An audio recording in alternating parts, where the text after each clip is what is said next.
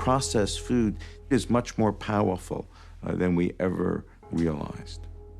For decades, we had the science to show that drugs of abuse can hijack the neural circuits to get us to come back for more and more. We now have the science that show that you can make food hyper-palatable too, and that gets us to come back for more and more. Researchers at Princeton University have been studying how rats change their eating behavior if they're allowed to drink sugar water. In a recent study, 43 cocaine-addicted laboratory rats were given the choice of cocaine or sugar water over a 15-day period. 40 out of the 43 chose the sugar. In another study, rats on a sugar water diet exhibited telltale signs of addiction: binging, craving, and withdrawal when the sugar was taken away. Food addiction is a real thing. It's not a metaphor, it's a biological fact. The studies show that your brain lights up with sugar just like it does with cocaine or heroin.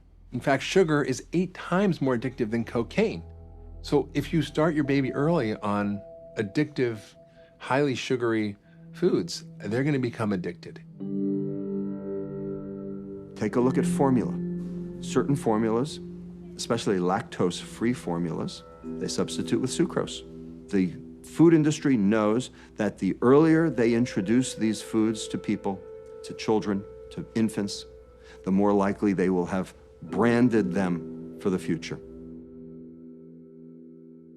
And every generation of kids born after 1980 has grown up surrounded by these highly addictive foods. When I see food, I get hungry. I don't know what it is. When I see it, I get hungry. My stomach's telling me I'm not really hungry. My mind's telling me, eat. If you eat foods that are addictive, you can't just have one line of Coke. You can't just have, 2 cigarettes. You're going to become an addict. Once you pop, you can't stop. We have to understand that the willpower idea, that personal responsibility doesn't work in the face of addiction. A lot of times people wonder why it's so hard to lose weight, but a big reason might be because you actually have those foods, the chips and the brownies and the cookies and cakes and ice cream in your house. It's just like being an alcoholic. Do you think an alcoholic could withstand from drinking that alcohol if he had a bottle of gin sitting next to him? It'd be tough to do. When you're close to it, you want it, and it's the same way with food. We like to think we make rational decisions, but the fact is our brains are getting constantly hijacked.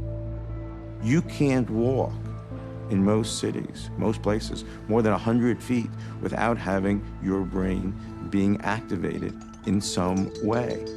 Gas stations used to sell gas. Now they're all convenience stores. And there's junk food at the checkout everywhere. At toy stores, at drug stores. Go to buy stationery supplies, linens, electronics. Every store these days has junk food right at the eye level of your kids. And then you add the emotional gloss, you add other things. You add favorite cartoon characters, right? You make it into entertainment. You add toys, and then you add the carnival-like features. You add all these other layers of stimuli. And in the end, you end up with one of the great public health epidemics of our time.